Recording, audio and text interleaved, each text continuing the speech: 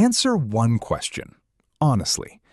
Have you ever looked at your credit card bill and thought, this is a loan?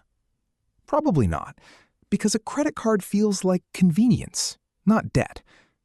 Now imagine a system that's even smoother than a credit card. Approval happens in 1 second. Nobody even says the word interest rate. The checkout page just shows one line. Pay in 4 easy installments, zero-cost EMI. And you click, because it doesn't feel like a loan. That's the most dangerous feature of buy now, pay later. It never presents itself as debt in the first place. In 2024 alone, people around the world spent over $600 billion through this model.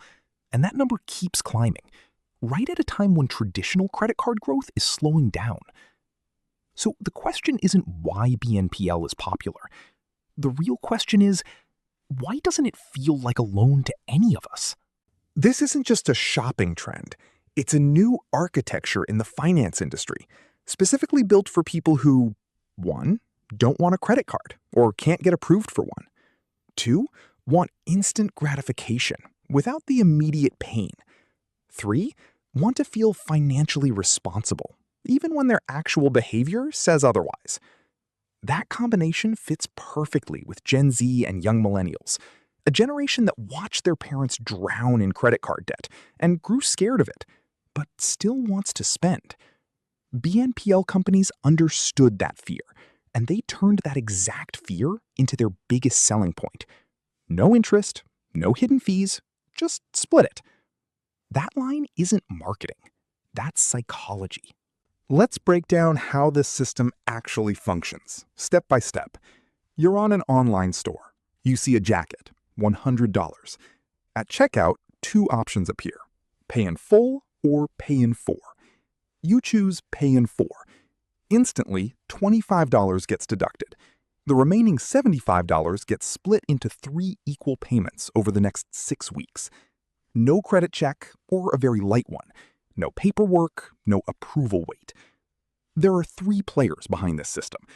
First, you, the customer. Second, the merchant selling the product.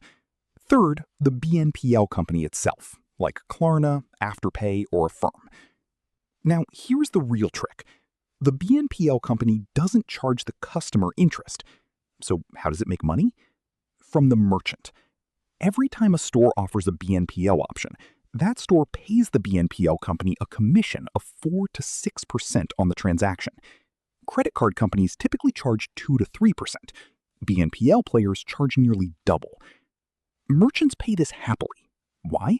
Because the data consistently shows that when BNPL is available, people spend more, and cart abandonment drops significantly. So it's simple. The merchant sells more, the BNPL company earns commission, and the customer feels like they made a smart decision. Everyone wins. On paper. This is where things start getting uncomfortable. BNPL companies claim 0 interest. And technically, if you pay on time, that's true. But "if" is a small word hiding an entire business model inside it. According to a 2023 US survey, almost 1 in 4 BNPL users had missed at least one payment. The moment a payment is missed, late fees kick in. Some platforms charge a flat fee, others a percentage. And in several cases, if you consistently miss payments, interest gets applied retroactively, meaning the entire original amount, now with interest attached. This is the exact same trap old 0% EMI credit card offers used to set, just repackaged. But the real issue here isn't interest. The real issue is cognitive splitting. When you buy a $100 jacket in one payment, your brain feels a clear, immediate pain. $100 is gone. But when that same $100 gets split into 4 smaller chunks, your brain processes each small payment separately. It never fully registers the weight of the total number. And the real danger starts when you're not running one BNPL plan, but 3 or 4 at once, across different apps with different due dates. A 2023 US study found that the average BNPL user was carrying more than 2 active plans at the same time. And a significant percentage of them couldn't actually track their total owed amount because there's no single place where all that data lives. Every app manages its own isolated slice of debt. This fragmentation is the real genius of the model, and also its biggest problem. The marketing says BNPL is financial freedom, better than credit cards, debt-free spending. Reality tells a slightly different story. Fact, for a long time, BNPL didn't report to credit bureaus. That meant if you paid on time, your credit score didn't improve. But if you defaulted, several platforms sent your account straight to collections agencies, which could damage your score anyway. Meaning the downside was real. The upside was almost non-existent. That asymmetry was perfect for the companies, not for the consumer. Second fact, BNPL's core audience is largely people who already have thin credit histories or low emergency savings. A Federal Reserve study found that BNPL users were significantly more likely to overdraft their bank accounts compared to non-users. That's not a coincidence. That's design. BNPL specifically targets people who are already financially fragile because those are exactly the people most likely to say yes when they see the word installment. Another study found that BNPL users made more impulse purchases than non-users, specifically on things they didn't actually need. So here's the irony.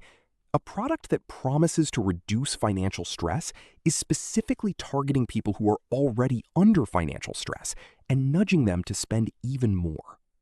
Now, let's zoom out. This isn't just an individual consumer issue anymore. It's becoming a macroeconomic pattern.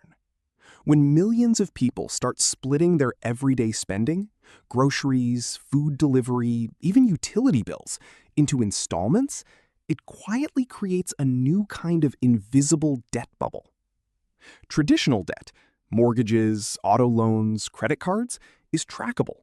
Central banks, regulators, and credit bureaus have full visibility into that data.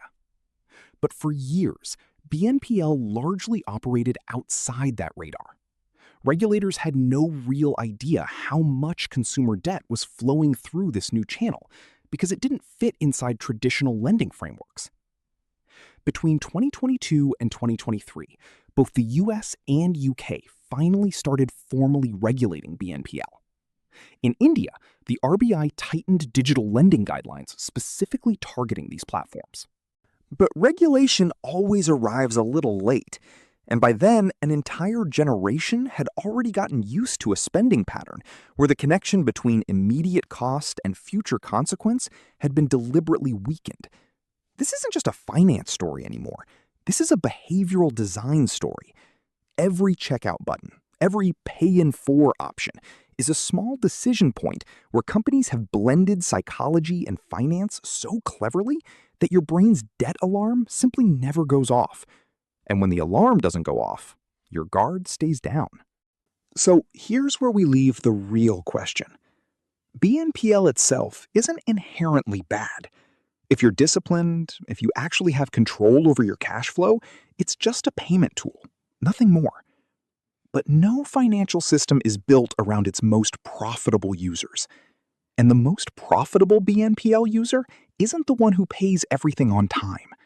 It's the one who misses a payment here and there, pays a little in late fees, and has fragmented their spending across so many platforms that they genuinely don't know how much they owe in total. So next time you see that line on a checkout screen, no interest, just split it. Take 1 second and ask yourself, is this option actually helping me, or is it just making me comfortable enough to forget that it was a loan to begin with?